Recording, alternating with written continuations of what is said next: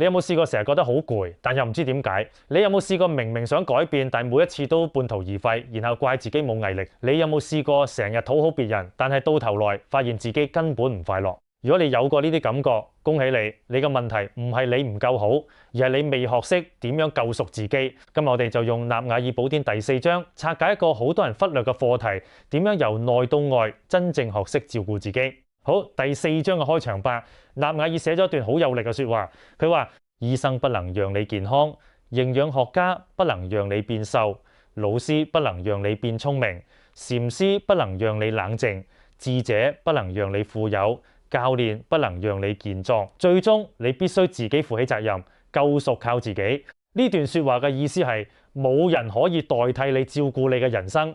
專家可以幫手，但最後行出嗰步嘅一定係你自己。第4章主要講3樣嘢：身體、心靈同自由。我哋逐樣拆解。第一，選擇關愛自己。納瓦爾話佢生活中嘅最重要事係身體健康。佢認為健康嘅重要性高於幸福，高於家庭，高於工作。佢話我嘅身體健康係一切嘅起點，排喺第一位。緊隨其後嘅係我嘅心理健康同精神健康，之後先係家人嘅健康同幸福。你可能會話，我都知健康重要，但我冇時間做運動啊。納瓦爾嘅回應係：你唔係冇時間，你只係冇將健康擺喺優先位置。佢自己點做？佢每日都堅持晨練。佢話即使是山崩地裂、世界末日，我也不管。世界可以再為我等30分鐘，直到我完成晨練。佢仲有一個好重要嘅觀點：養成習慣嘅方法同過程唔重要，甚至做咩運動都唔重要。最重要嘅係每日堅持。佢話對個人而言，最好嘅鍛鍊就係每日都能堅持去做嘅嗰種鍛鍊。另外，納瓦爾嘅教練有一句名言：選擇簡單模式，人生會越來越困難；選擇困難模式，人生會越來越簡單。即係話你而家選擇唔做運動，食垃圾食物，短期好舒服，但係長遠你會越來越辛苦。相反，你而家選擇辛苦啲去鍛鍊，去控制飲食，長遠你嘅人生會越來越輕鬆。第二，冥想心靈嘅間歇性禁食。納瓦爾話：太多糖會令身體超重，太多干擾會令大腦過載，而冥想就係思想意識嘅間歇性禁食。佢分享咗4種冥想方法。第一種叫無選擇覺知或無評判覺知，即係喺處理日常事務嘅時候，唔同任何人交談，練習接受自己所處嘅當下時刻，唔做任何評判。例如你散步嘅時候，唔好諗嗰個流浪漢好麻煩，亦唔好諗呢個人跑步姿勢好差，就係純粹咁觀察，唔批判。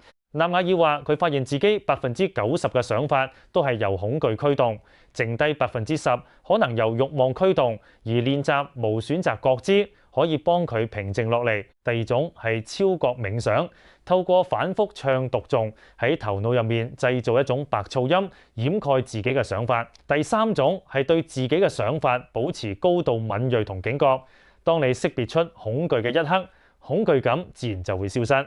第四種係坐低，閉上眼睛，每日至少1個鐘，你以臣服嘅姿態接受發生嘅一切，唔爭取，唔對抗，有想法湧現就任佢湧現。納瓦爾話：人生會經歷大大小小嘅事，有藤蔓纏住你，而冥想就係將呢啲藤蔓一條一條扯落嚟。佢話：當你打開大腦嘅電子郵箱，裡面沒有任何郵件嘅時候，嗰種感覺特別奇妙，嗰種快樂、幸福、平靜嘅狀態，一旦擁有咗，你就唔想再放手。佢建議每朝早冥想1個鐘，以60日為週期。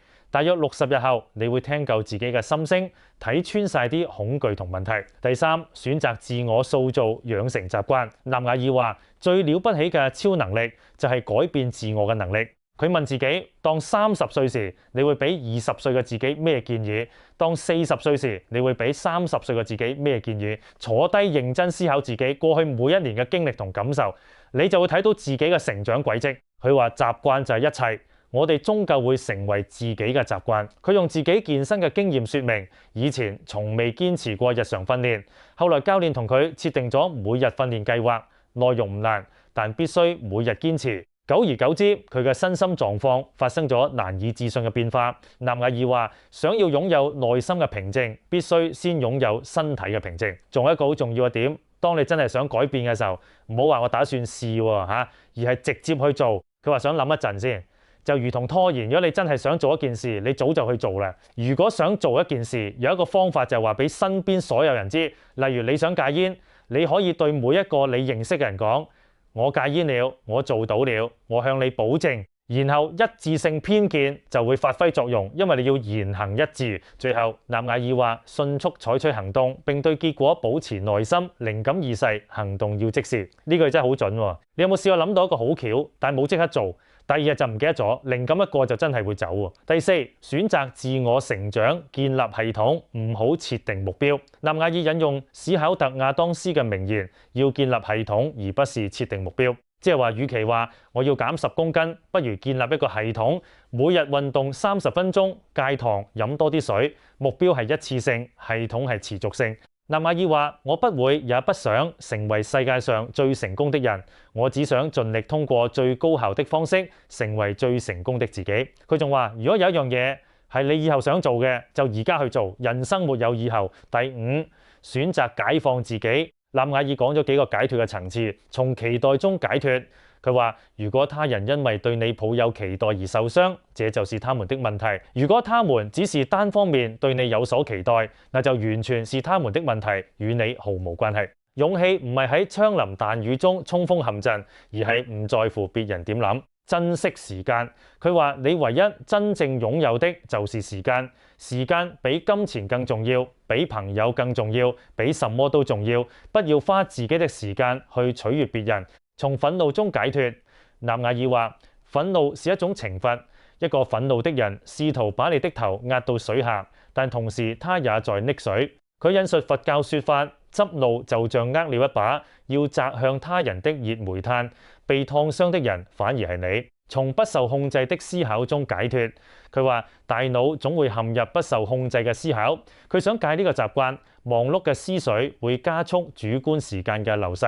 納瓦爾將現代鬥爭形容為孤獨的個體召喚出非人的意志力，進行斷食、冥想、鍛鍊，對抗大批科學家和統計學家以充足的食物、藥物和電子屏幕為武器製造出的垃圾食品、標題黨新聞、無限的色情內容、無窮無盡的遊戲、令人上癮的毒品。好，我哋快速總結今日嘅重點。第一，救贖靠自己，冇人可以代替你照顧你嘅人生。第二，健康係第一要務，每日堅持鍛鍊，選擇困難模式，人生會越來越簡單。第三，冥想係思想嘅間歇性禁食，有4種方法，無選擇覺知、超覺冥想、觀察想法同埋靜坐。第四，習慣就係一切，想要內心平靜，先要有身體平靜。第五，建立系統，唔好只設定目標。第六，從期待、時間、憤怒、不受控制嘅思考中解脫出來。今日返去之後，我邀請你做3個行動。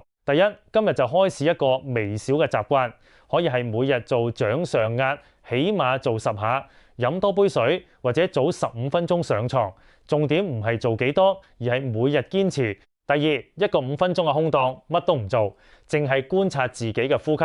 當有念頭出現，唔好批判，淨係睇住佢，你會發現你嘅大腦有幾嘈。第三，問自己：我而家有冇為咗討好別人而浪費自己嘅時間？